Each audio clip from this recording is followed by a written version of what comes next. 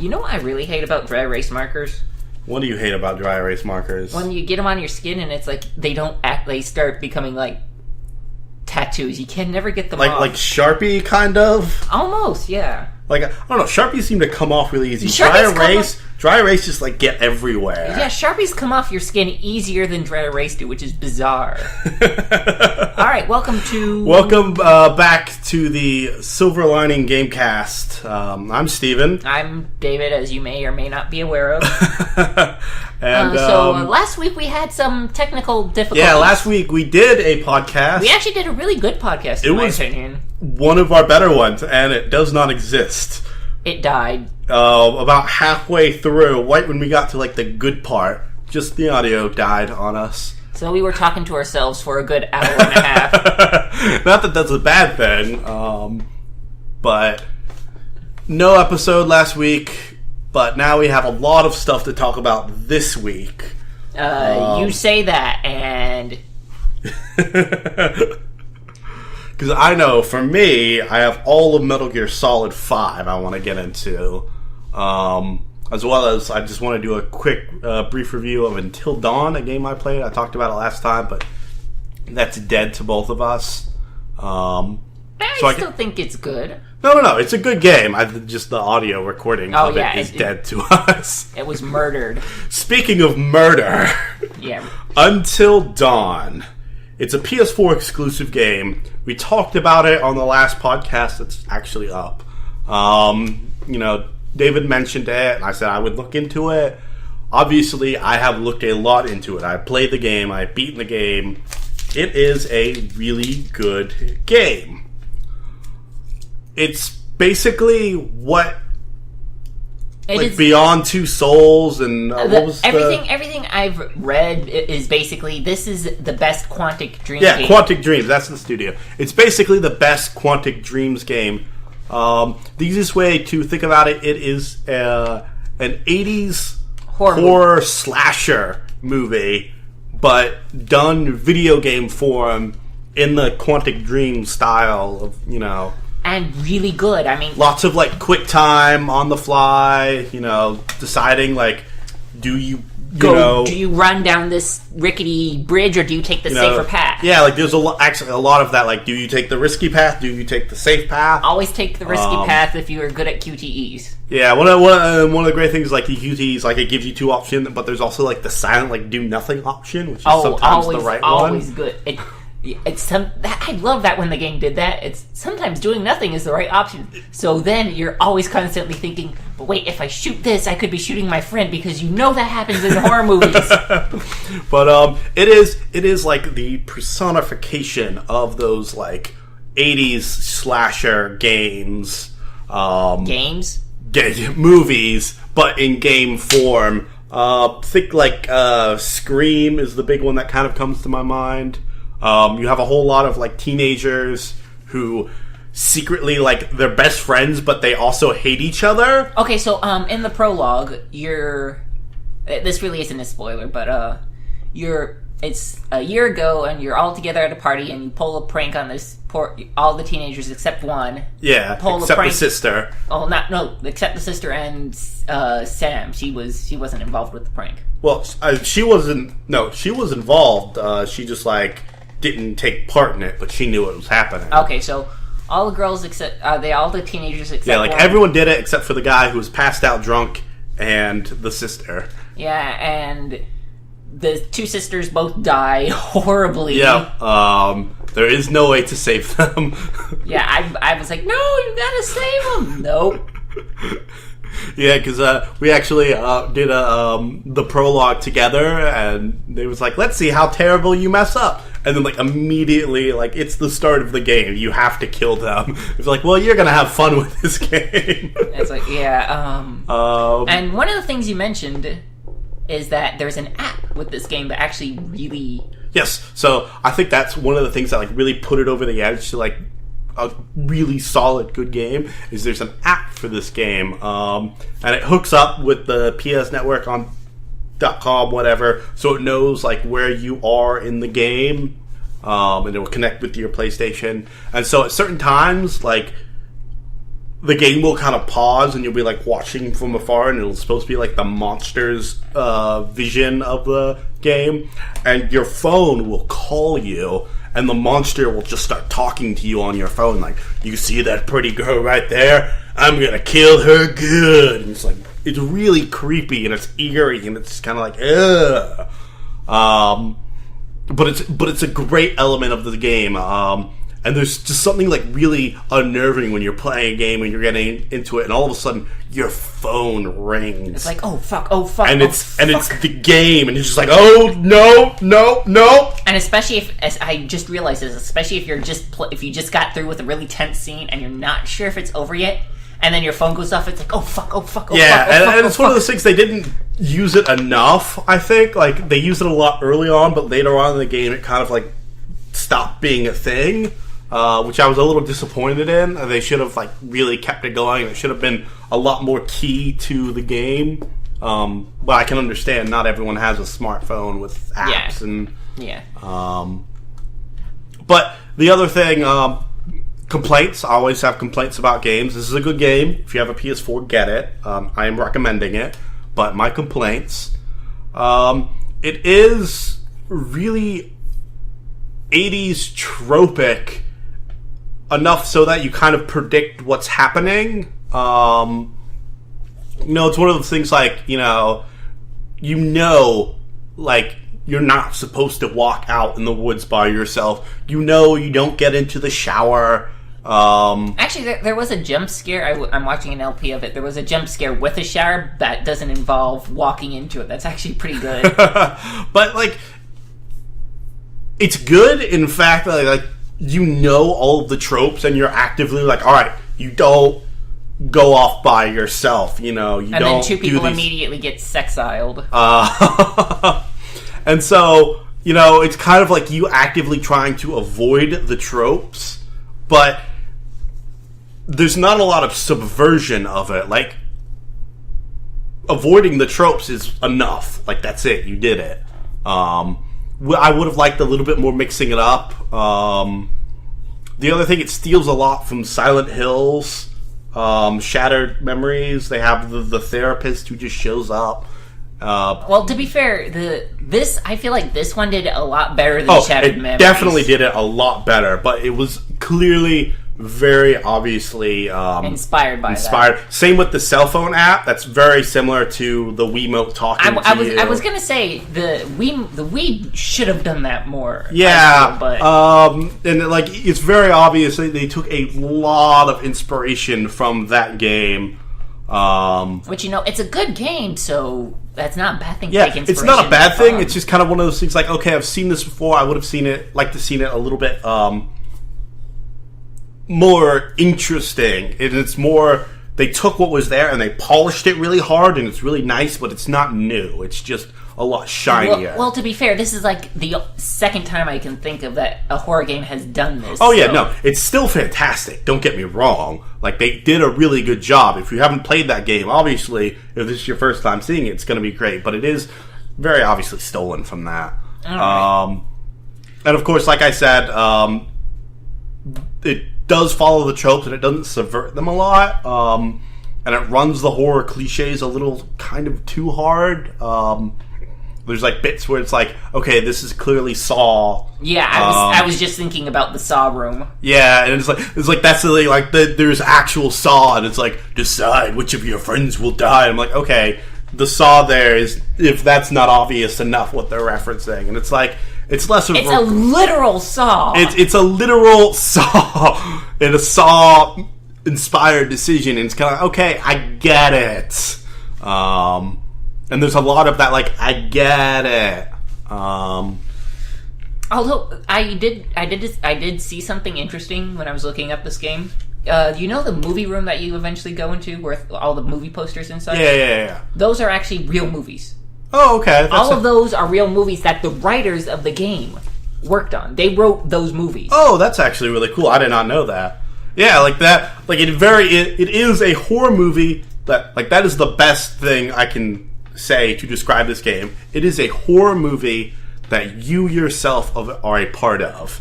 And like, I made fun of like a lot of those kind of like you don't want to walk. But there are a lot of moments where the game's like, hey, like, somebody has to go walk off by yourself, and you have to decide.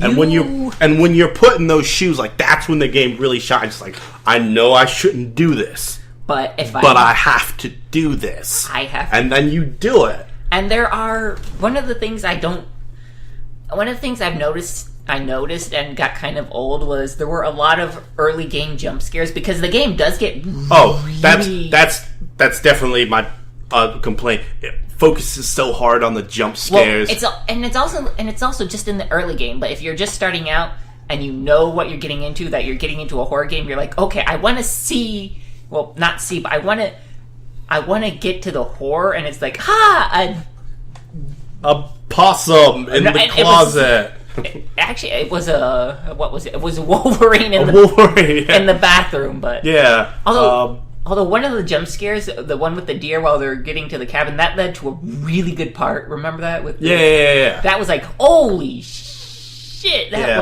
was. But it is one of those things. Like, there's not a lot of times where they like let the tension ride and like they don't give you the jump scare, and so it's almost to the point where like later in the game it's kind of a little bit predictable in a way.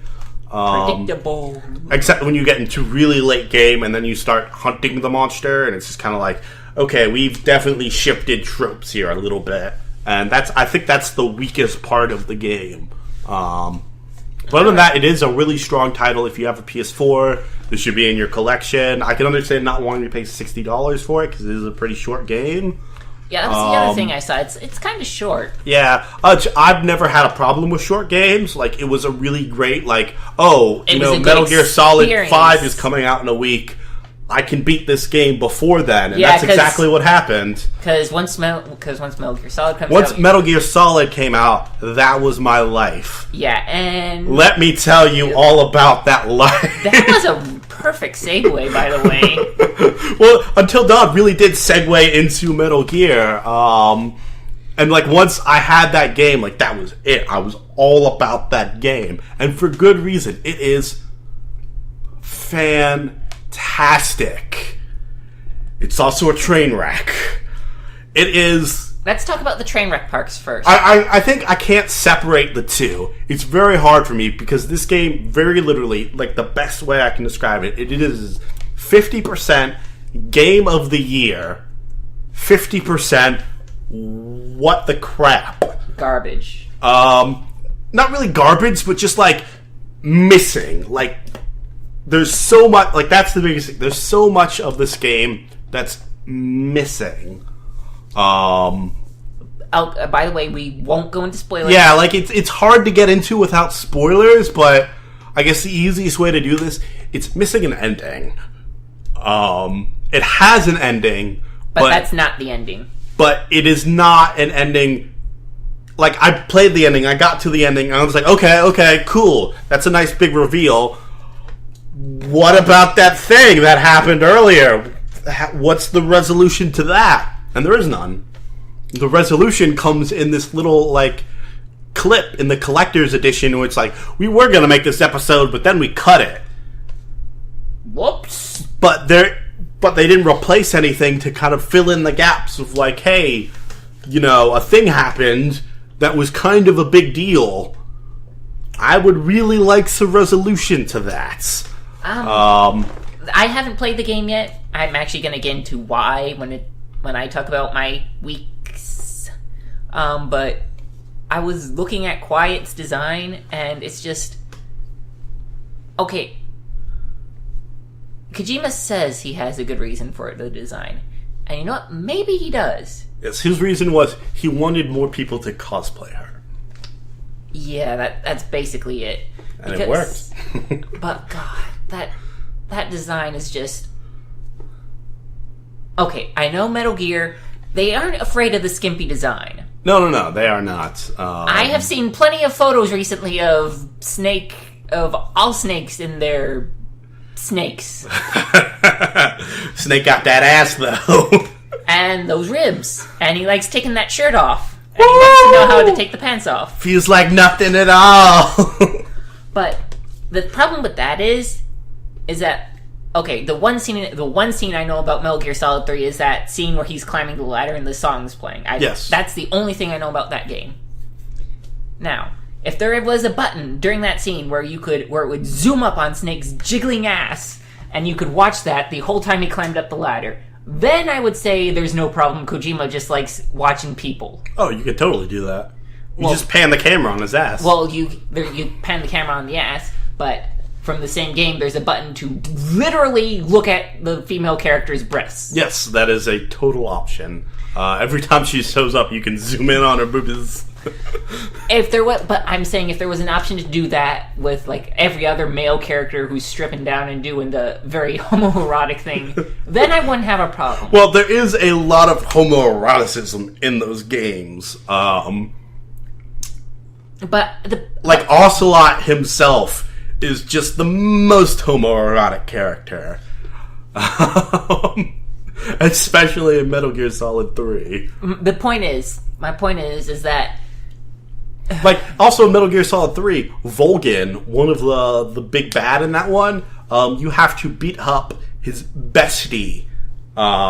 Really? Who's a man, steal his uniform, and then Volgin figures out that it's you in disguise by grabbing your junk and realizing that's not his junk.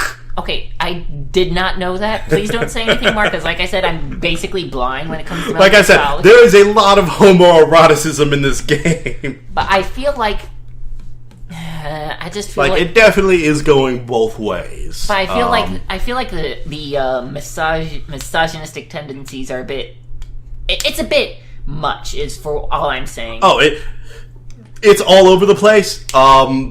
But like within Kojima's design, a lot of it is pandering, and he knows it. Like Metal Gear Solid 2, the whole reason he made Raiden the main character, his design anyways, was he did a poll and he found that girls didn't like Snake because he was old, so he wanted to make a young Bushinin that girls would like. Well, so what other problems do you have with the game? Yes, so Metal Gear. Let me really get into this because there's a lot to say about Metal Gear Solid 5. The first and foremost, this is a really good game to play. The gameplay in this game is spot on. Everything's tight. How's the control scheme, though? Oh, everything feels really good. There was never a moment where I was like fighting the controls themselves. Well, is that more because you've played every Metal Gear game, or is that just... Nope, it just feels really good to play. Okay, because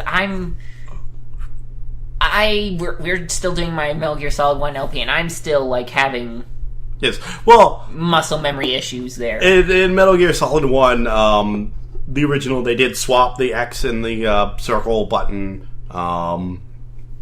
That's something that disappears in Metal Gear Solid 2 and forward. But in this game, the controls are really tight. Everything works. Everything's the way it's supposed to be. The stealth is just some of the best stealth. How many of the Easter eggs did you find? This game is one of those games where Easter eggs are just all over the place. Well, I mean... You lose count after a while. Well, I mean, it's like, with Metal Gear Solid 3, Kojima said to everybody working on the game, you have to put one Easter egg in. Oh yeah, and that was the same for like Metal Gear Solid 2 as well. Metal Gear Solid 3 is the one where you could actually find them all. And know if you knew where to look. Well, you could do that with most of them. Like in this one, there's tons of little cool stuff. What I'm asking is, did you go into first person and stare at the "Beware of Falling Objects" sign on Mother Base? Oh yeah. Did you do that? Yes, and the box falls on you. Yeah, but there's lots of like little cool stuff like that. If you throw a magazine at someone during reflex mode and you hit them on the head, it'll make a dink sound, and you'll instantly knock them out. There's the Bionic Man, or there's a $6 million man sound effect in there. Yeah. There's just like so much little stuff, and that's something that's true with all Metal Gear games. And they're still here. They're still great. Your main complaint. Open world. Yes, so that is your main complaint, I think. No, it's not. It's actually a really great part of the game. I was worried about this because open world and stealth normally don't link together. You know, it's one of those things you have to really work be at stealth all the time. But in this game, it doesn't really feel like, you know, I'm constantly having to, like, check around all the corners, you know. And when you get into the moment when you're, like, starting to infiltrate, like, a base or a specific area, yes, that's how it turns out. It feels very Metal Gear. But traversing the map and moving around, there's definitely... the stealth never turns off, but it lowers enough that you can move around, that when you come up to enemies, that the stealth isn't off, but it's not off, I guess.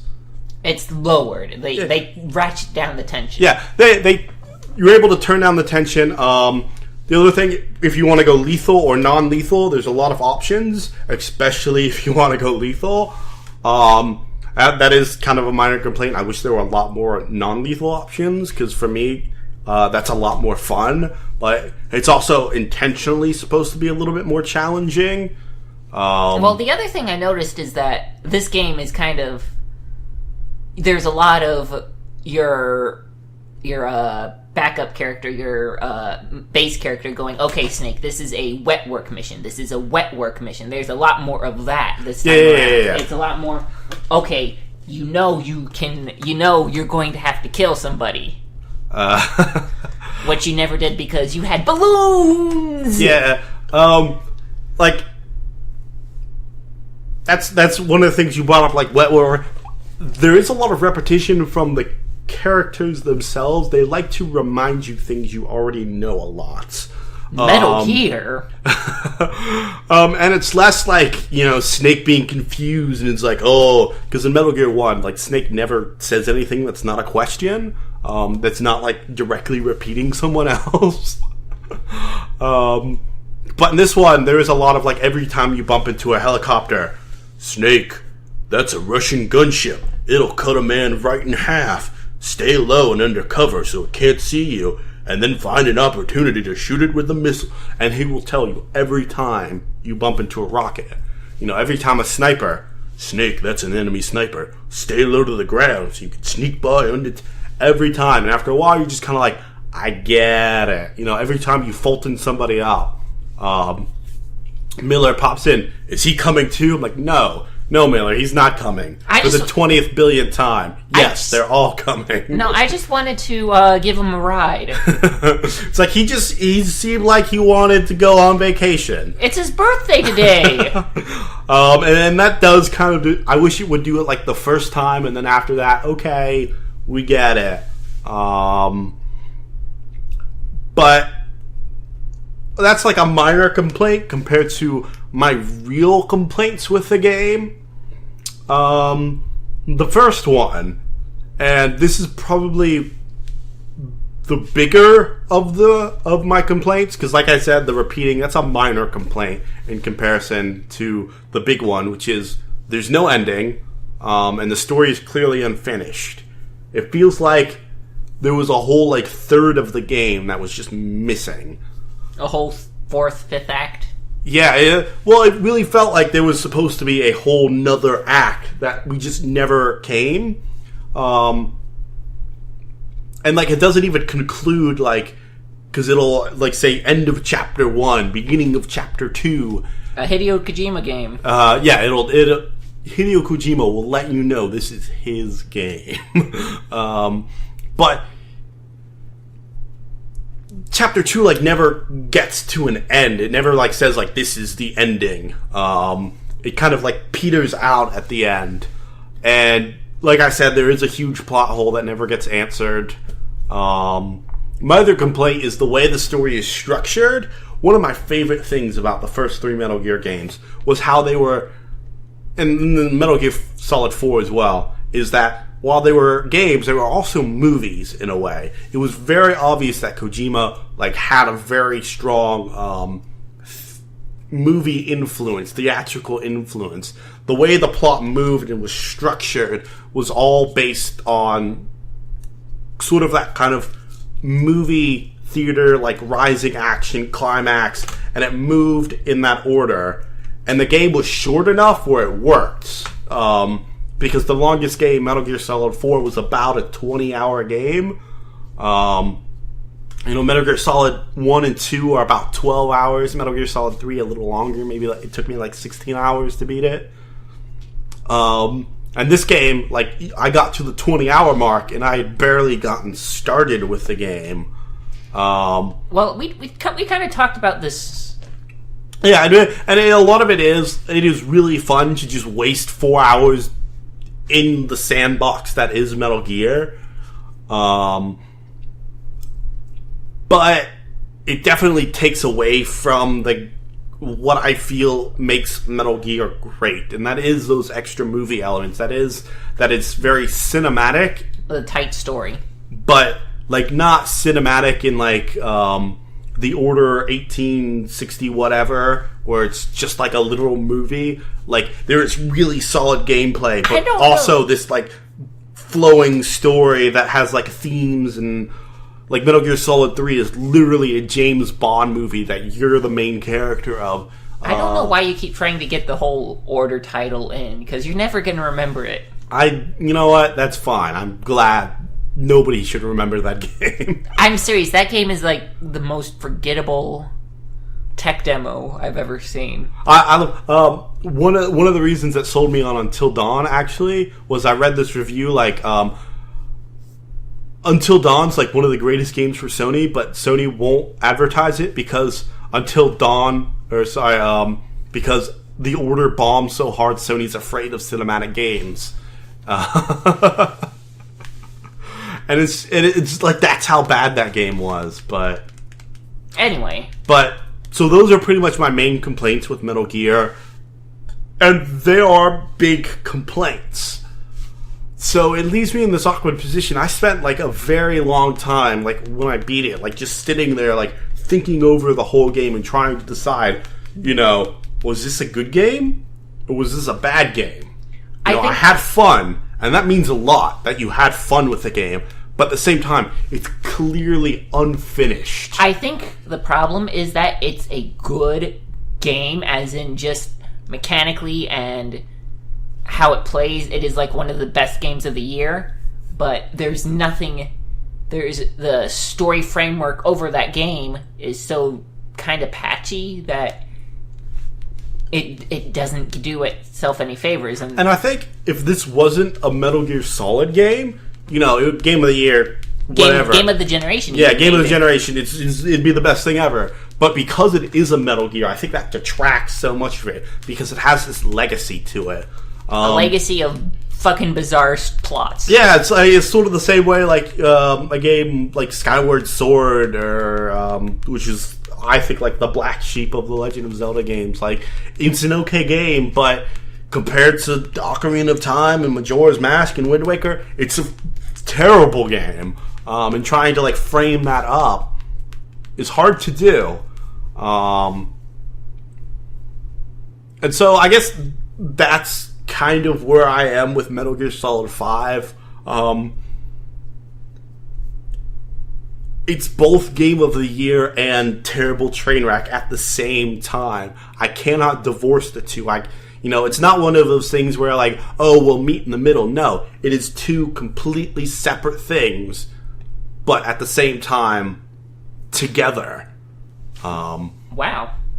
You've thought about this. I spent a lot of time trying to decide how to tell people what this game is. And it's definitely a game at the end of it, if I have to say do you recommend or not? Yes, 100%, 110%, 500%.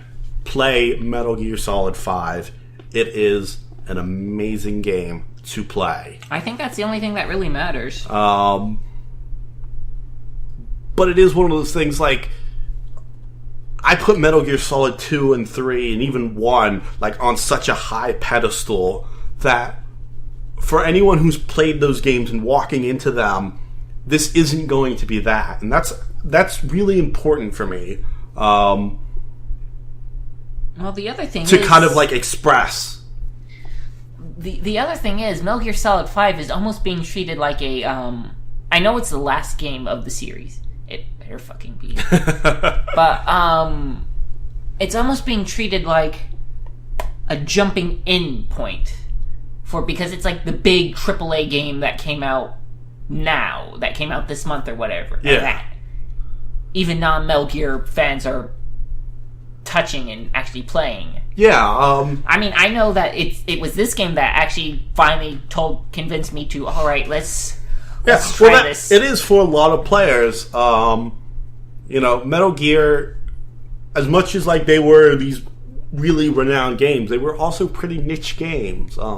Stealth games in general aren't the widest audience. And Metal Gear, I remember Metal Gear has basically had the same storyline since like the 2D Metal Gear. Yeah, and since the MGX or whatever it was that nobody played.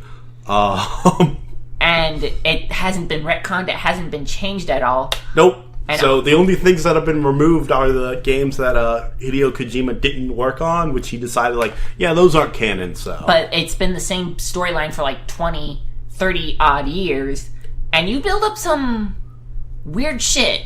Yeah, there's a lot of things to the point where, like, at this point, continuity is definitely getting thrown out the window really hard in the game. Like, the continuity is still all there, but at the same time, like, it's 1984, and the Metal Gear, as it were, in this game, is like 1 billion times better than the Metal Gear that shows up in 2005 for Metal Gear Solid 1, because that game takes place in 2005. Does it? Okay. Yeah, because when it came out, it was back in, like, the 90s, so it was technically in the future then. But, like, the Metal Gear of 2005 is this, like, hunking, really awkward robot. Actually, I was gonna say, that's honestly, my problem with the Metal Gear series is the Metal Gears. Yeah. Because, frankly, I'm gonna be honest with you for a moment. I hope you don't hate me after this. No, please go ahead. It has taken me about my entire life to actually appreciate mecha. I mean, it is something that I understand. Mecha don't kind of make sense. Well, even that, I just hated the idea of it. I thought they were the most dumb, boring things. Oh, no, yeah. Ooh. There's something romantic about a giant humanoid robot. No, not to me. I always thought powered armor was vastly superior to giant robots. I thought giant robots were the absolute dumbest shit. Oh, no. It's the romance about it. Like, they don't make sense in reality, but it's the romance to them. It's the kind of, like, it's what they symbolize. They symbolize, to me, boring bullshit. And the two things that changed my mind on mecha, the two things, was Gurren Lagann. Alright. And Neon Genesis Evangelion. Neon Genesis was the one thing that really turned me around, which is actually kind of funny when I... Yeah, it's kind of odd, because those technically aren't robots. Well, it's not just that, it's just that when you think... You were talking about the romance of the genre? Yeah.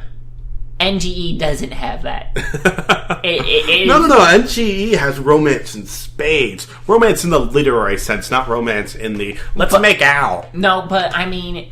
You talk about the romance of the giant mecha and what they symbolize, NGE's like, haha, no, we're not gonna do that. We're not gonna do that. Well, no, NGE, like, it opens up with, the whole scene of the tanks shooting at this thing, and then the giant robot shows up, and it takes out the bad guy. Like, that's the romance. That is the romance, and then it goes purposefully out of its way to avoid that for the rest of the series. And that's called a deconstruction. What were we talking about? Oh, yeah, Metal Gear Solid. Metal Gears. But yeah, like, in this game... Good game! Yeah, it is a good game.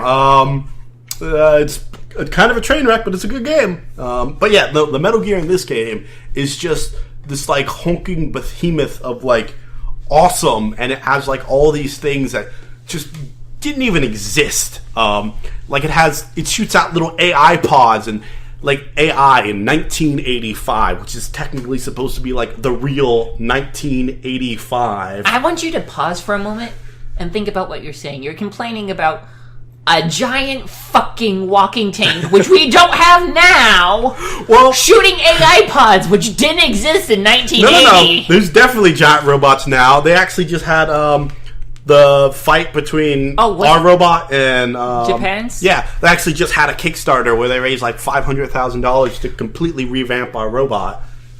What I'm saying is, we don't have Metal Gear style giant robots now, but them shooting AI pods in the 80s, well, that's just ridiculous. But it was one of those things like in Metal Gear Solid 3, their version of the Metal Gear whatever, they had a tank and they gave it arms.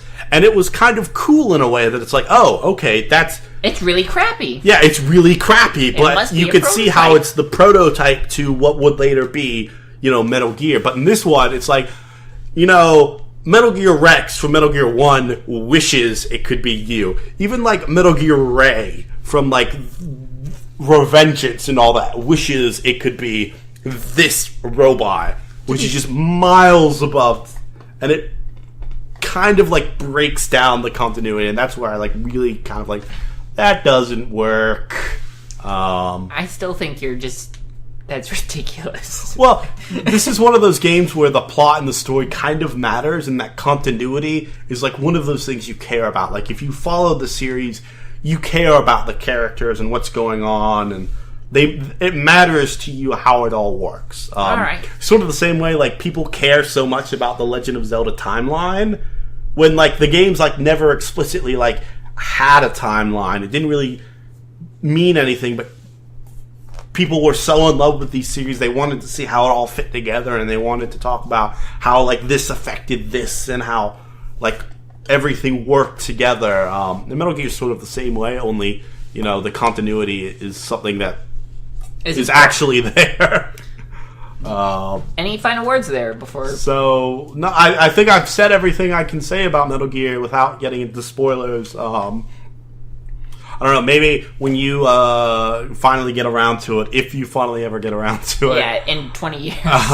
We can have a spoiler talk about it, which I would love to do, because there's so much about this game that I can't say without breaking things that you don't want to get broken. Yeah. So, I've had kind of a bad week, to be honest. Oh, I'm so sorry. Your My heart bleeds for... Yeah. Well, first off, my main music player, like I mentioned, is broken. Yes, I remember this. So I'm gonna have to get a new one. I finally decided to just buckle down and get a PS4 while I'm at it. Oh! We're joining the current gen. The current gen right now. Yes. So... The only reason I broke down is because, damn it, I want Persona to be as pretty as possible. That's my main concern at this point, is just Persona. Yeah, well, like right now the Tokyo Game Show is going on, and I think you and me both are kind of like, when's the big Persona event? And like, what are they going to reveal? I mean, it's supposed to have like a whole like yes, exactly. conference just for that one game. And I mentioned last time we tried to record, but it didn't. It got killed. But okay, so I finished my computer, got that built. So, is everything already built, plugged in, it all works now? Yes. You got your solid state drive? But there was a catch. What was the catch? The catch was the literal catch on the back of my HDD broke off. Yes, so I had to return I remember this. So you had to return your hard drive. And just yesterday, I finally got my replacement. I plugged it in, and then my computer wasn't booting from my solid state drive somehow. Ooh, oh no, that's not good. But then I fixed it because I forgot to plug in the cord. Cable management, it's real. So I have everything booted up, and games are downloading as we speak. By the time when I go home, so you're kind of just sitting here, it's like, when will this podcast be over? I gotta play all the games. Actually, I am kind of like that, because it's like, yeah. Oh no, I'm the same way. Like as soon as this is over, I'm actually gonna go. Spoilers, buy Mario Maker. Oh, okay. That was one of those games that I like. Was casually interested, but I didn't think it was enough to like purchase it. Mm-hmm. But just watching a lot of what's the reviews and people talking about it kind of got me sold on that game. Well, I would actually wait a little bit personally, because you gotta wait till the good levels get made, because right now... Oh no, there are so many good levels getting made. Just Japan's had it forever. Well, yes, but... Plus, I want to make levels too. The levels that are currently being made in America are kind of crap.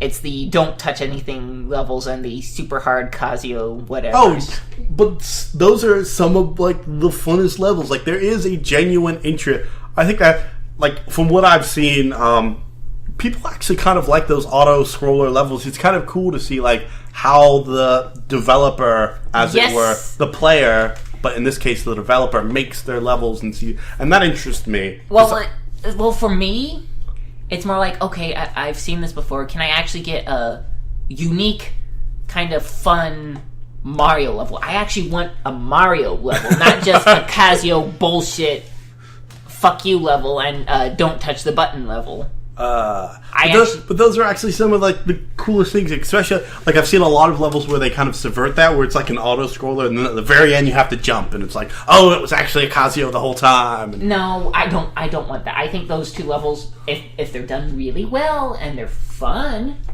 Well, that's the thing. Like, there's going to be a ton of levels that's just the one guy. Like, I'm gonna put 20 Bowsers right there, and you're gonna spawn on top of 20 Bowsers. Or like I made a Metroid game in Mario. Ha ha ha. It's like, no, I just but I think one of the things, like one of the rules in order for your stage to go out is you have to actually beat your stage.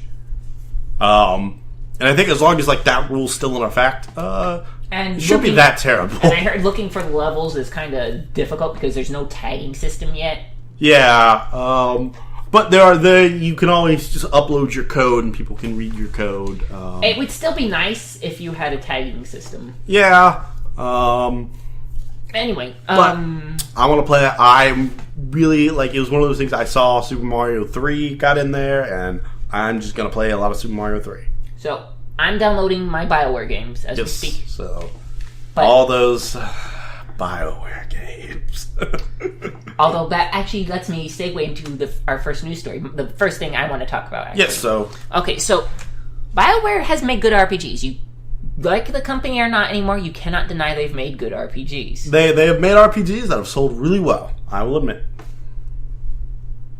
They have made good RPGs, but one of the things that they haven't done, and this actually sold me on Destiny. I actually want to play Destiny now. Alright. Now, Destiny has kind of had a rough patch. Yeah, I would definitely agree with that. Okay, so first thing, they've released a new patch and their new expansion's coming out. The Taken King. Which apparently has fixed most of those problems. I've heard mixed reviews on that. A lot of people say it's fixed a lot of problems. A lot of people says it swapped those problems for other problems. Well, better... But I haven't played the game, so I'm definitely not the expert on that field. Well, I'd say that fixing the problems that it's had is probably for the best. Yeah. We can deal with new problems, but those old problems were really egregious. Oh god, I used that word. Anyway. But one of the things they did, besides, general awesome stuff like giving a guy who had brain surgery a unique gun that nobody else will ever have. Yeah. That's actually kind of cool. But one of the other cool things they did was with the trailer for The Taken King. If you have played the game already, you have like a little character code that, maps your character, talks about what level you are, whatever. Yeah. If you take your code and you put it into the Destiny website and you wait a little bit for it to load and process, the trailer plays, but it's your character as the main character in the trailer. Oh, that's cool a little bit. And it's everything. All your character's moves that you've leveled, all the guns that your character is currently using, everything about your character is in that trailer. Oh, that's actually really cool. And that actually really sold me on that, because the implication of that trailer is that the bad guys are now hunting you personally. And I thought, okay, you know what? That's actually really cool. Why the fuck haven't we done that before? Because like I was saying with BioWare, like with Mass Effect 3, they could have done something like that, and that would have been the most hype thing, because you don't really care about Destiny, and you still think that's actually a cool idea. No, yeah, I think it's a really cool idea. I think it's also a trailer. But it's still an... Like, don't get me wrong, like, trailers are some things you can get really hype about. But we all remember Dead Island. Yes, but I still think that if you're going to market your game, and you have to market your game... Oh, yeah, no, this is an excellent marketing play. It is legitimately cool. Like, just the concept of it. And the thing is, why haven't more companies done this? Especially with some of the bigger sequels that are coming out. Why not do more of this? Because that is like... It's like that Gone Home... Not quite to the level of the Gone Home in phone app, but it's like... People get invested in the characters they make. Yeah. So why just have a generic army guy when you could have whatever? Like with Saints Row, why have the generic, boss character when you could have your giant blue fucker running around in the trailer? Yeah, that's what you want. Oh yeah, because like for me, like Saints Row, I played those games, and my main character was a girl through the whole thing. And so for me, it's kind of like the guy main character is not my boss. I know a lot of people feel the same way with like the Mass Effect and FemShap. Yeah, exactly. So if you can customize that marketing to the people, to the individual person, I feel like that's the best way to do it. And it is cool. It's also one of those things like players have to go out of their way to put in codes, and it's not something that will show up on the TV commercials we're seeing about the Taken King. So True. It's cool, but it's also a little bit more focused in on the hardcore crowd. Those kind of and that's kind of a discussion about marketing that really we don't want to have right now. We definitely aren't even close to being experts or anything. Yeah, with. Really. But yeah, that's a legitimately cool concept. I know. And like I said, I actually kind of want to play Destiny. I kind of wanted to play it before, and I got turned off of it. But now I'm kind of interested again. I'd like to see if they fixed it. Maybe once I get my PS4, I'll try the demo. Alright. You wouldn't just get it on your new PC? It's not PC. I thought it was... No, it's 360, PS3, PS4, and Xbox. Alright. Yeah, in that case, go ahead. You're welcome to the new generation. Okay, and, let's see, what was the other thing I did? Oh, I watched wrestling. Alright. But I did not watch WWE. Then what kind of wrestling did you watch? I watched Lucha Underground. Okay. It's on the El Rey network, and they have like full matches on YouTube, like legit full matches. Oh, that's kind of cool. Okay, so first one I watched it's a lot better than pay-per-view. Yeah, first one I watched was a one-on-one with I can't remember the guy's name. It was Johnny somebody and some masked guy, and it was really good. That explains everything. It was really good. They sold the hits pretty well. Yeah. Next match I watched was a triple threat ladder match. All right, and this is basically luchador version of what we would normally think of WWE, right? It's not. No, it's actually there's a lot of differences. It's actual legit lucha wrestlers from Mexico, because I looked some of these guys up, and they're just wrestling in a different area, but it's really honestly good. I can't really watch wrestling, to be honest, because I've taken too many contact, like spar wrestling martial arts, like Aikido and Judo. Yeah. I can tell when there's like I did wrestling in high school. I'm like, that's not what wrestling. You don't even throw punches in wrestling. No, not that, because I can see that. But what I see when they're throwing the punches, I can see them pulling their punches. I can see them selling. I'm the same way. Like I'm just like, that punch was like a mile away from his face. But they sell it really well here. Alright. And then the last one that really sold me on this whole thing and actually makes me want to legit go out and watch live versions of this, it was a 7-man match. Actually, it was 6 men and a woman. This is actually what's... Whoa now. That's rape in all countries. No, this actually is what makes it unique, because in the WWE, if there's mixed matches, any guy who hits a woman immediately disqualified. Alright. Which is bullshit, but this was actually legit women taking the punches and giving the punches, and it was, oh my god, it was so awesome. Everybody was hitting their marks, everybody was fighting, and it was fun to watch the 7-man bout. And the thing is, the evil commissioner or whatever, oh my god, there is nothing more evil than a Hispanic, businessman type character, because he's got the hair slicked back and he's got the voice. He's going all out. It is going all out, and the reward for winning the 7-man match was one of the 7 ancient Aztec idols that supposedly grant immortality. And I'm watching this and I'm thinking, holy crap, these are just the Pillar Men from JoJo. This is just JoJo! Oh my god, I wonder if the next match... I'm thinking, like, this is either JoJo or they're on a Nickelodeon TV show right now. This is... it's fucking JoJo. I hope next match I watch there's a fucking stone mask. Because that would just make this the most... Do they pose all the time? There better be a significant amount of posing. There is a character for that before he does his finisher. He does a bow and arrow pose. He goes like...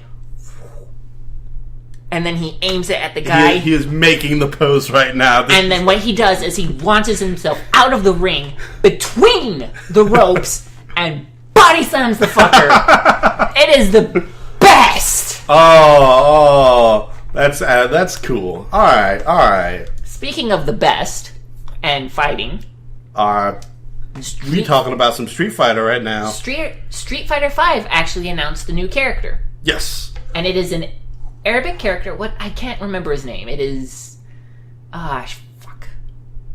Probably actually looking that up. Yeah, please look that up. Okay, so there was a little bit of controversy about it. Okay, because Capcom went to a Dubai video game conference, and this was an exclusive announcement for that Dubai video game conference on September 11th. Now, I think the people bitching about it personally are just bitching because, you're being... how dare you announce a Middle Eastern character on September 11th? It's like, how about no? How about you just get over yourselves, you racist pricks? But yeah, it's Rashid, that was it. But looking at his design, he's not a scouter. Yes, that's the thing. His background, his origin, is that he's the son of a rich Dubai businessman. And it's like, okay, so he's a techie kind of guy. That's actually kind of cool. Alright.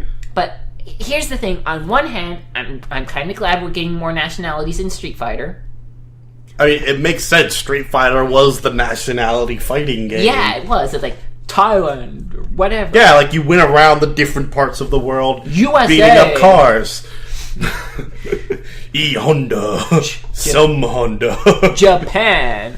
But yeah, that was the cool part. But on the other hand, it's fucking Capcom.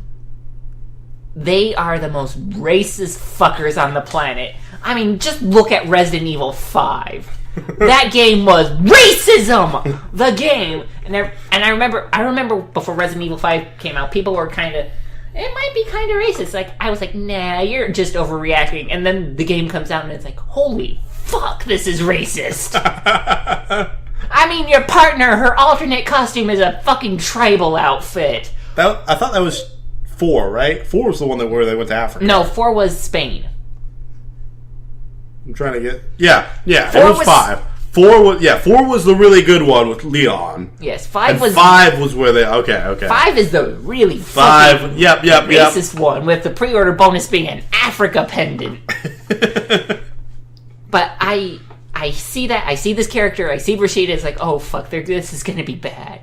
But then I find out that Capcom actually didn't make this character. Capcom, their Middle East division did. They actually talked to one Middle Eastern guy and said, hey, can you make a character who's not racist? It's like, hey, if you guys make it, it's not racist, right? And it's like, you know what? That's fair, because Capcom Japan... kinda, maybe just a little racist. I mean, it's to the point where if Capcom Japan made a black character who had big old lips and their win pose was eating fried chicken and watermelon, I would not be surprised. Oh my god, that's terrible. But you wouldn't be surprised, would you? Not at all. I mean, fucking Japan, fucking Mr. Popo. Yeah, no, I would. It would be right down something Japan would do. So I'm glad Capcom Middle East, the Capcom Middle Eastern division did this. But yeah, I think he looks pretty cool. Yeah. I've been seeing like a lot of the new characters they've kind of revealed. The Mayan character was the new one. What's his name? Yeah, but yeah, we got Ryu. Oh, Ryu's a alt costume as well. No, though. yeah, his like bear mode engage with like his full beard, and he's just like, "I will wreck you. I will wreck your shit." The one I thought was really cool was the wrestler one, Rainbow Mika. Yeah, it is legitimately cool. Like, they've definitely taken sex appeal up to maximum. I think we've already talked about the game has breast physics on like the character select screen. Breasts were not made to move that way, Chun-Li. But the character itself is actually kind of cool. It's almost like it's kind of this tag team wrestler. It's almost Beowulf levels of actually being a wrestler. Yeah. Because she does fucking. No, like I'm watching, it was like that's a move. That's a thing. She's fucking doing Irish whips off the edge of the screen, which is an actual legit move. Yeah. She's Irish whipping people, and if they hit the end of the screen, they bounce back and they let you continue your combo. Oh yeah, no, it's cool, and her V-trigger, and like I said, like she has that kind of like tag team element. Her V-trigger is her tag team partner. Yeah, and her tag team partner coming out and doing. I'm like, oh, that's cool. Okay, I see what's going on there. So yeah, it's they have the idol one. Street Fighter V is actually looking really good. So I mean, it is Street Fighter, so that better be good. It's kind of like it's the high bars already set. Speaking of things that are kind of cool, we have some new amiibo. Yes, a new challenger arrives. We actually have two bits of amiibo news. One was we just had a bunch of amiibo come out. Yeah, which you already bought because you have no life. I have got them already. Your shelf is full. It is. I'm gonna have to get a new shelf. But I think the important thing here is this release was actually, I think, a little bit better than some of the releases before. That's like things got on Amazon and they stayed up on Amazon for almost a full day, almost, and that's a whole lot better than the disappearing in 5 minutes. Like I was able Payday 2 style robbery. Yeah, like I was able to go to work, have Target release a thing, and then leave work like 8 hours later, and it'd still be up for me to get the thing. And that is something that has never happened before with Amiibos. What I think, I'm almost in the opinion that it's too little too late. It's like, oh wow, there's only a little bit of dog shit on this sandwich. Good job, Nintendo! But it is one of the things, they've also been releasing a lot of the older Amiibo that did disappear off the face of the earth. Well, that's great. Are you gonna do any fucking thing with these new Amiibos yet? No? Yeah, Mario Maker. You could turn your Mario into all those characters. Yeah. I looked that up. You know what all that is, though? It's a costume change. It's a costume change and a museum, so that you can show other people the very super rare Amiibos that you got. And I will show them my collection. I want the Disney Infinity, the Skylanders Amiibo game. That's what I want. Well, they have made the Amiibo Skylanders. Yes, but I want the Bowser and the Donkey Kong. I want it for everything else. I want the Nintendo Skylanders. I want the. Yeah, well, that's sort of one of the things I'm kind of like wondering when Nintendo is going to make Amiibo the game. Yes. But the game that requires Amiibos to play. And they've done, for the most part, they've just been kind of like DLC that's lasted throughout other games. And not even all games. It's like... Some of them, yeah, like the Yoshi Woolly Whirl, they kind of have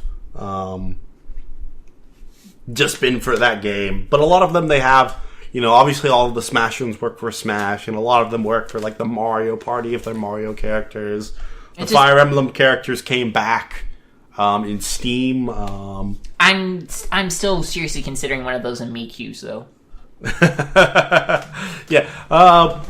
I think, did we talk about that one last time? Or? Yeah, we talked about that. We should probably bring that up because that podcast doesn't exist anymore. No, not in that last time, but the last. Okay. So we actually, yeah. It's definitely Amiibo do have their uses. They're not as big as say like a Skylanders, where like that is the game itself. But I do kind of like how like one of my figures is going to be used in a couple different games.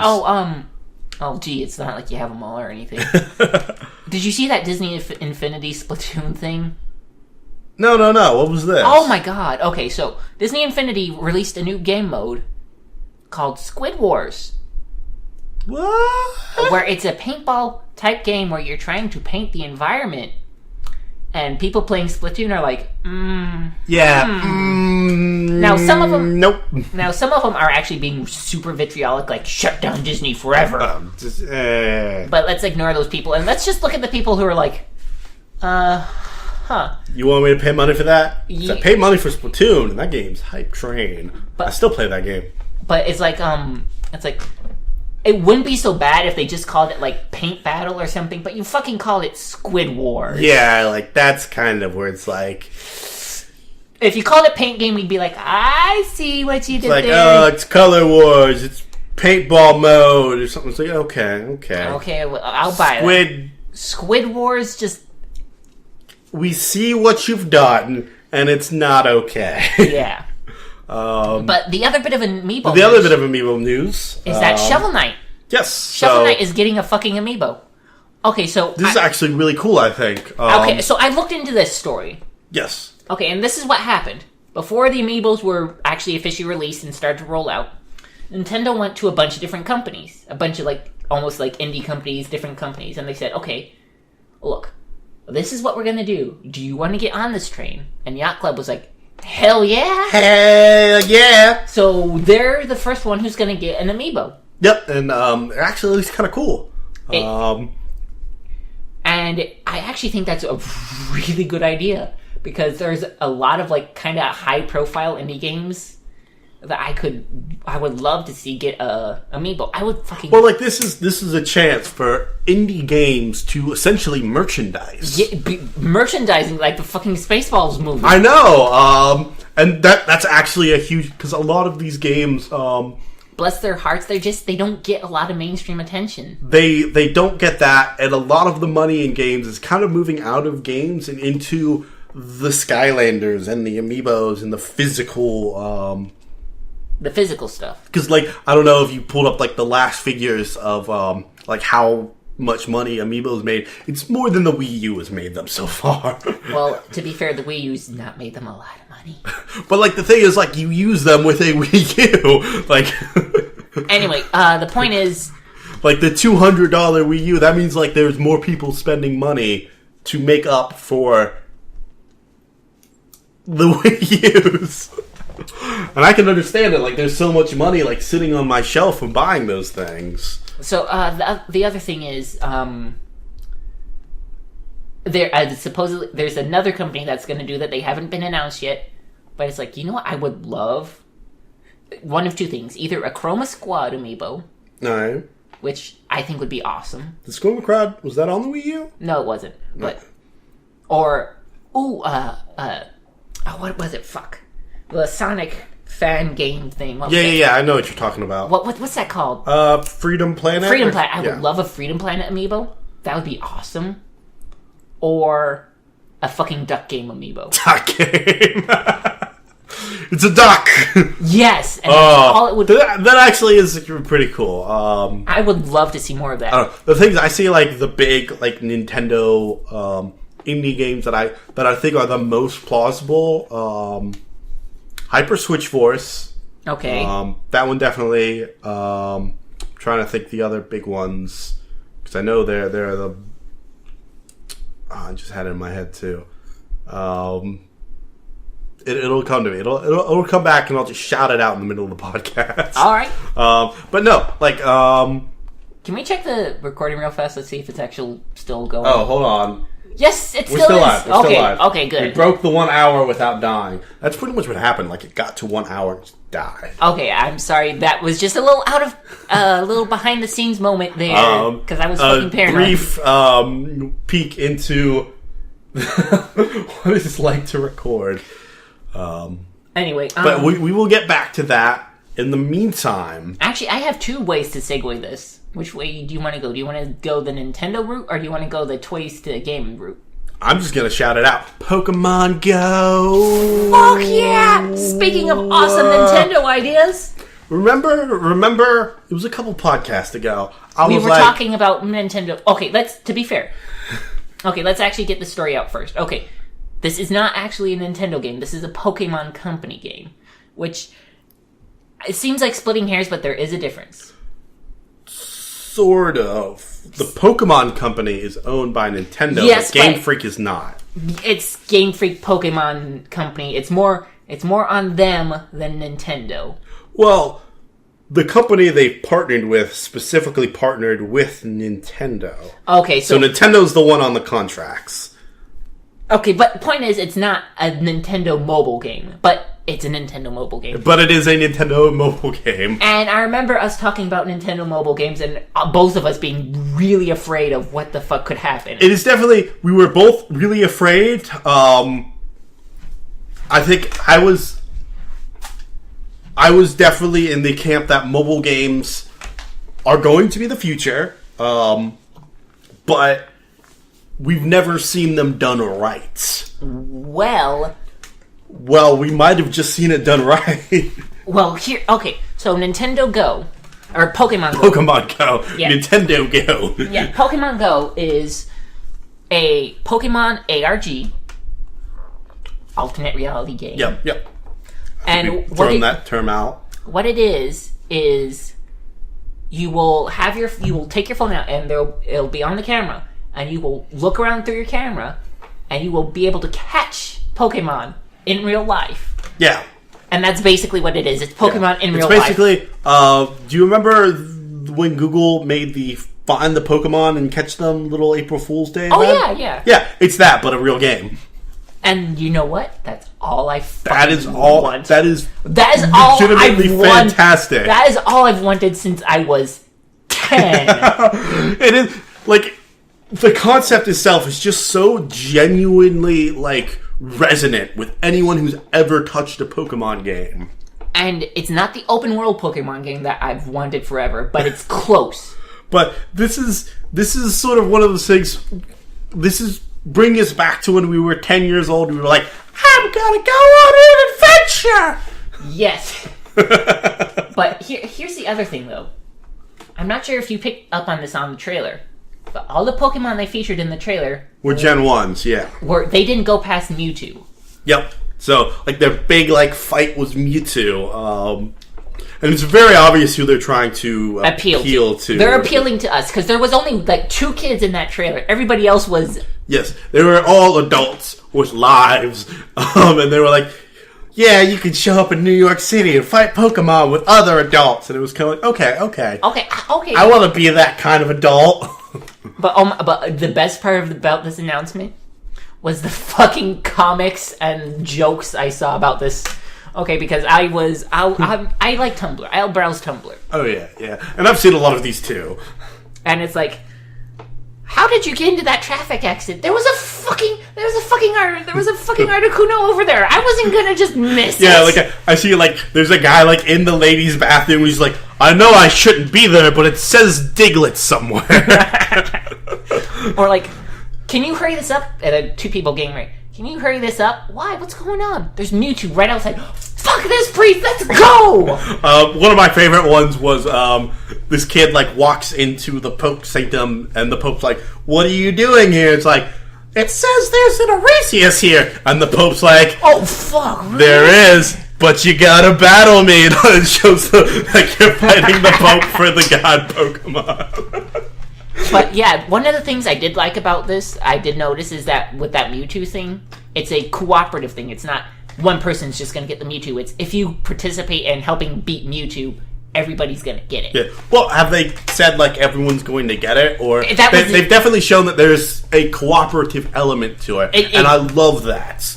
And the other thing is they announced this little piece of hardware. Yes, it's like a little watch thing. It's a little wristband that you wear, and it will buzz on your wrist when there's a Pokemon nearby. So you don't have to have your phone out constantly, which will definitely cut down on the casualties. Because another one I saw is somebody walking into traffic following a Pokemon. But would you be willing to wear that out in, like, public?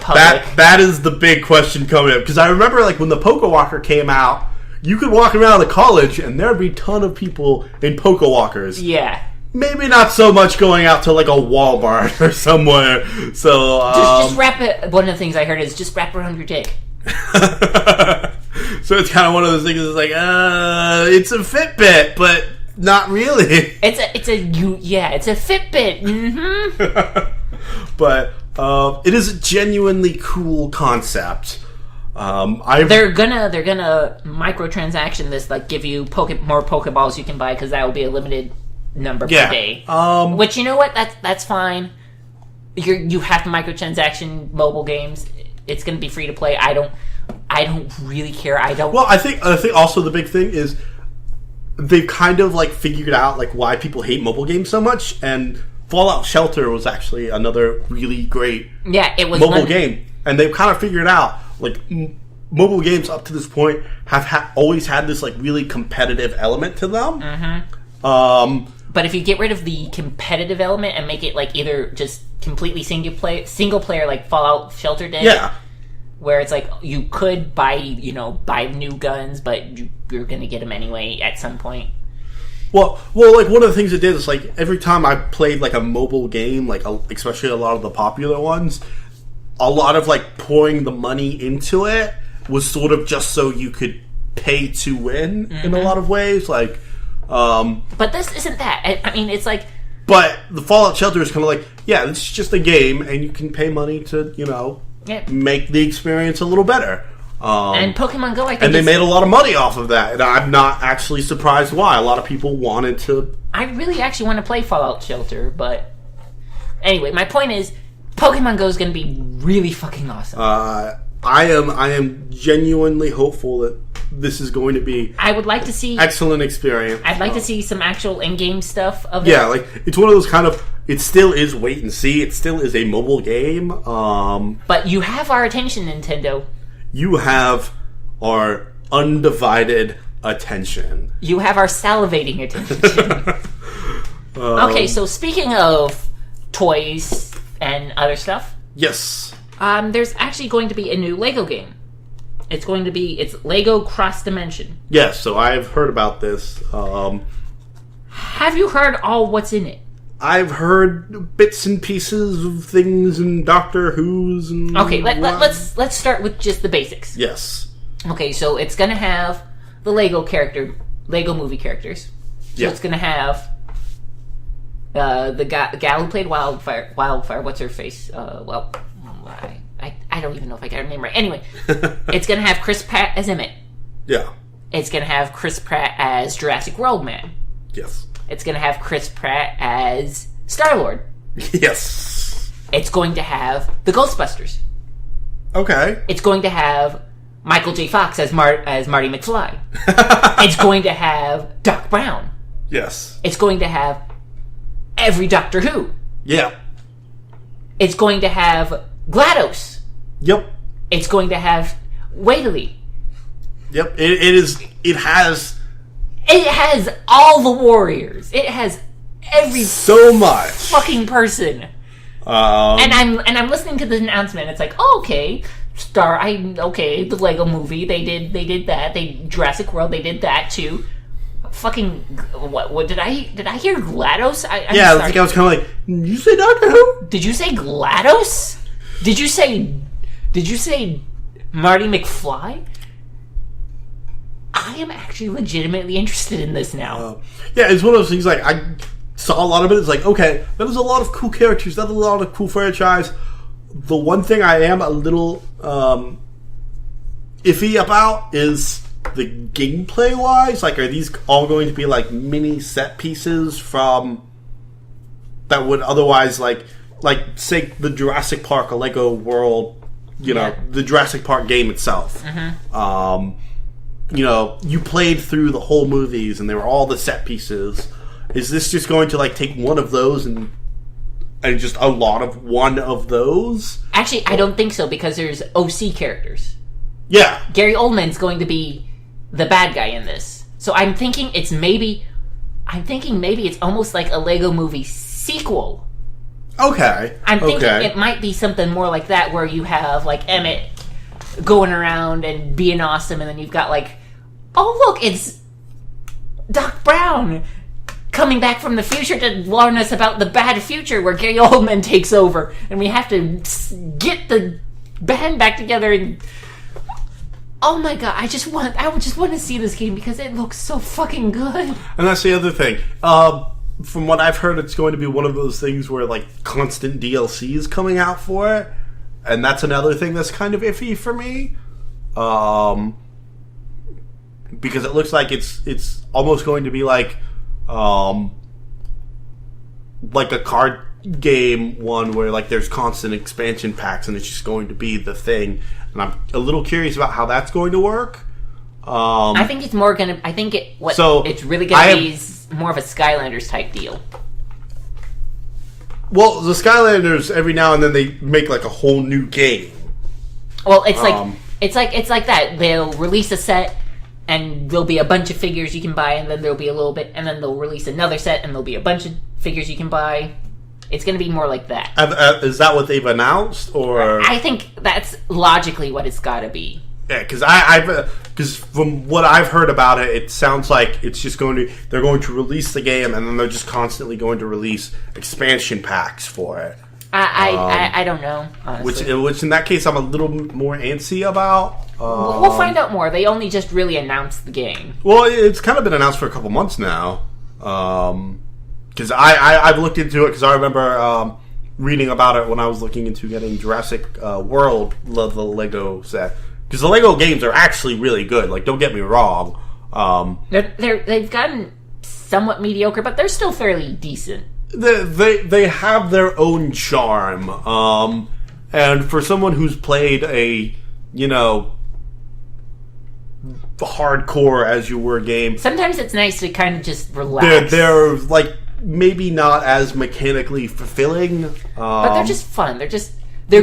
They're made so that a younger player can play them and enjoy them, but that doesn't mean that they're bad games. Like I said, they're games. They're just literally the most gamey game you can game. That makes like zero sense. Are you saying like hardcore games aren't games? No, I'm saying that let's like take a Dark Souls for example. That's a challenge. That's a game you can go into and come out and you've got like you're missing an arm and you've got a black eye and you're bleeding from the neck and you come out of that and you're like, you know what? I want to play something a little bit more or less. And you put in the Lego game and it's happy fun, not murder time. Okay. Like that I can understand. But yeah, that's kind of what it is. The other thing, they're really great co-op games, from what I've heard. They're gonna have a they're gonna have an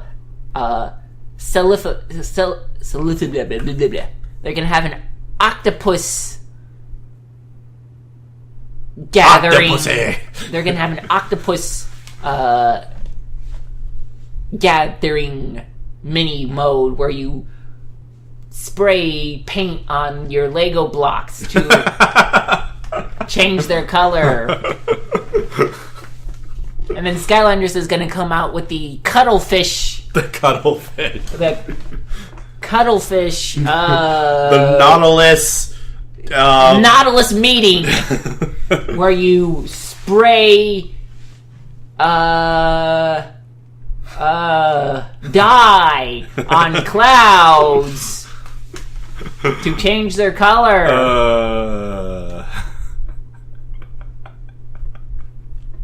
That still cracks me up that they think they could get away with that.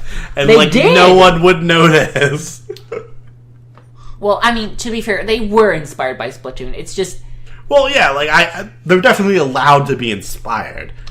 Maybe not allowed to be that inspired in quotes there. I mean, I wouldn't have a problem if it was just the same game and it had a different name. But the fact that the name is Squid Wars is just... Like, that's the point where it's like, okay. That's enough. Calm down. Yes. Like, because, yeah, like, if they just made, like, Color Wars or something... Okay, whatever. It's Splatoon mode, but it's Disney Infinities. But yeah, it's Disney's Infinity Splatoon instead of being Splatoon by Disney Infinity. Yeah. If that makes sense, it probably doesn't. Oh god, we're going crazy now. But yeah, I think that about covers all of our news topics. Yeah, I think so. Unless you wanted to talk about something else. I think that's all the things I had. My big thing was going through Metal Gear, and I think I had a good enough amount of time on that game. You talked about Metal Gear for like 20 minutes. Yep. I could talk longer if you want. No, fuck God, please no. Secret spoilers. It was all a dream. Fuck you! Big Boss kills Dumbledore. Big Boss kills Dumbledore. They have to go back to the future to save Snake from Snake, who's actually Snake. You know what? That actually sounds like a Metal Gear plot. Yeah, that's the joke. There's so many snakes. So many snakes. And they change their names a lot, too. They do. There's something I've been meaning to ask. How's the voice change? Were you able to get used to it? I miss David Hayter, but at the same time, Big Boss has like 10 lines in the whole game. Well, the other thing is that it's not like David Hayter's been Big Boss's voice the entire time. Big Boss has had has. He's had a couple different voice actors, actually. I think the only other one where it wasn't David Hayter was in Metal Gear Solid 4, where they had Solid Snake in the same scene. And his voice has actually been different in a couple different other ones. But you see, I'm trying to think which other ones were there. Because it was David Hayter in 3, it was David Hayter in Peace Walker. I'm pretty sure it was David Hayter in Portable Ops 2, but I haven't played that game. And those were all the ones with Big Boss. Oh, here's the thing. Like, this is the only one with Keith Sutherland, and they didn't give him a whole lot of lines. Well, the lines he did get, they were pretty good. I listened to actually the cassette conversation where Big Boss still believes in Santa. Oh my god, he's such a precious little cinnamon roll. He stopped giving me presents and started giving me coal a few years back. I wonder why. Anyway, but I think the main thing is I actually looked this up. I didn't look this up. I had somebody link this to me where Snake says his name is David. Solid Snake says his name is David. So as long as Solid Snake's voice stays David Hayter, because that's really just David Hayter is Solid Snake. You can't replace that. Yeah, but it's sort of one of those things, the first time we really got to play as Big Boss was Metal Gear Solid 3, in which case it was Big Boss, but it was Naked Snake. And I could kind of understand sort of why Kojima was like, yeah, we'll have another voice actor for this one, because he's a little divorced from the Snake identity, as it were, even though this one he's just called Venom Snake. Really? Yeah. That's a terrible name.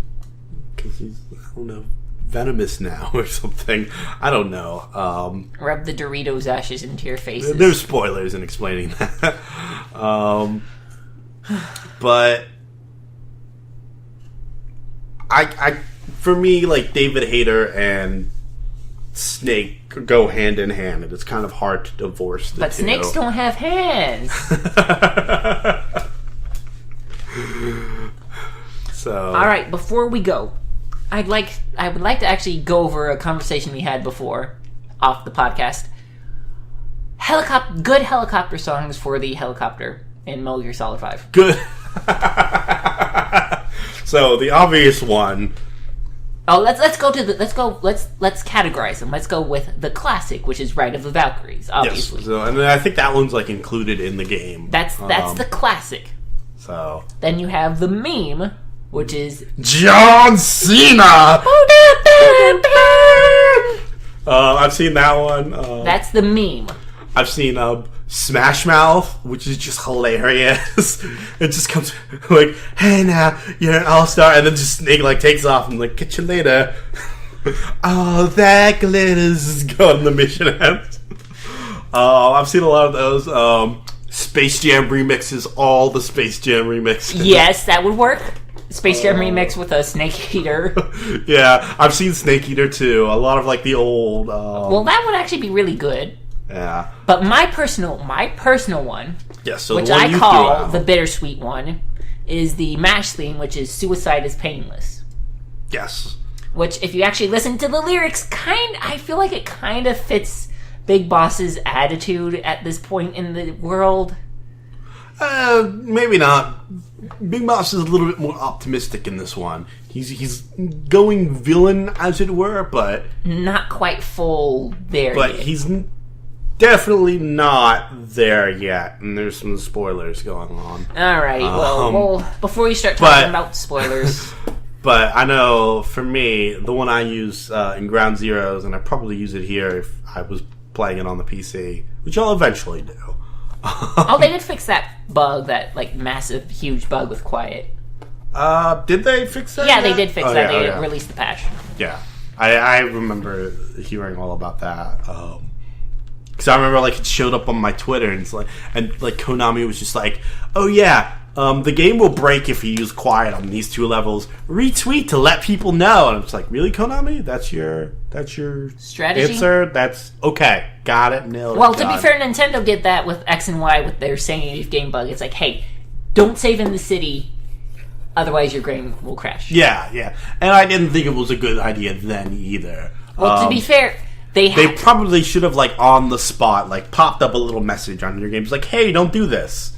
Well, I think the way they did it was good because it took them a little bit to fix that bug. And it's like, okay, while we're fixing this bug, we're going to let everybody know. We're actually going to do a little press release saying, we know this bug exists. Well, they could have easily done that by making a small, very subtle patch that just popped up on the window hey, don't do this. It'll break your game. Would people have read that, though? Yeah. I don't. I think you overestimate people.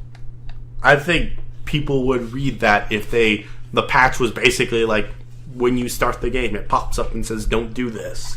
I don't think that would be that hard to program. I think it'd be hard to program. Not a little patch notes in this patch we tell you not to do. No, when you start the game, it pops open a menu and you have to pass over and say, "Okay, I read this." I think that would have been harder to do than you think. I don't think so. Well, we're not programmers, so. It definitely would have been a lot faster than patching it.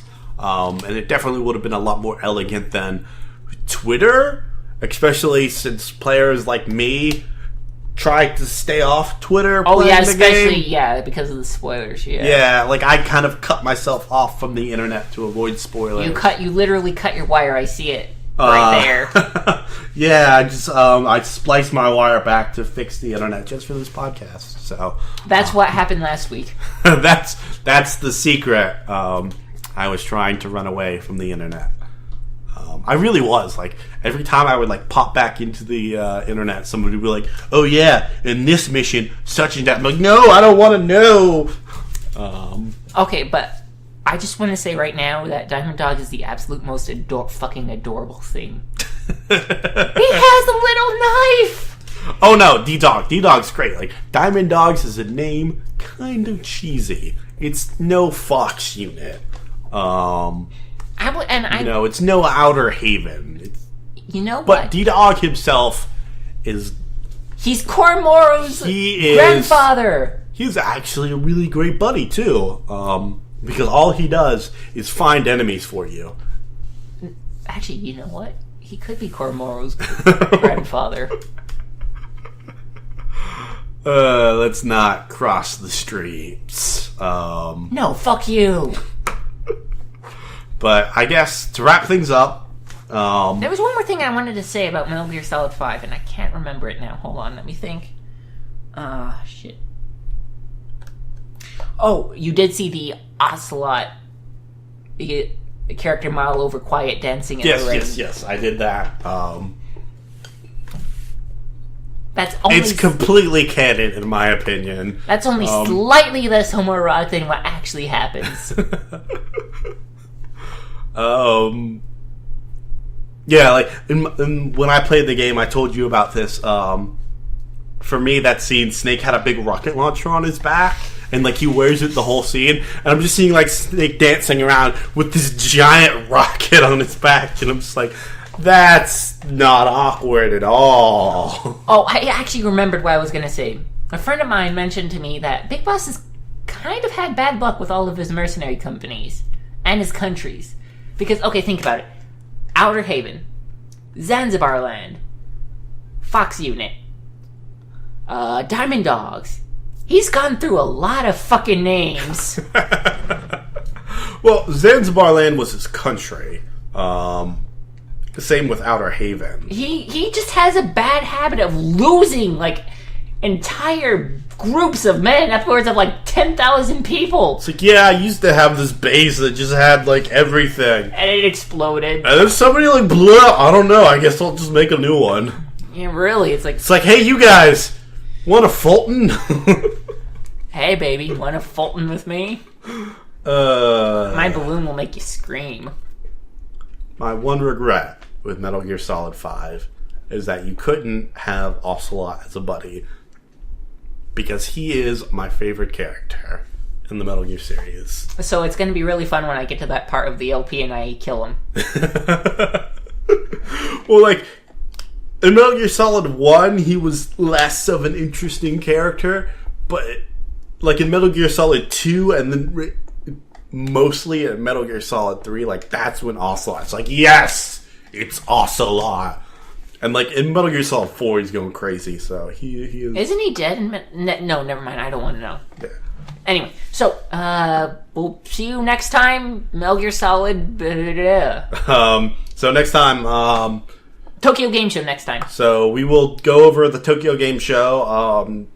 Probably won't be as big as our E3 thing. If you hear... Well, it depends. If Persona 5 gets in a release date, you will hear me screaming. Yeah, so we will definitely be talking about whatever Persona they talk about.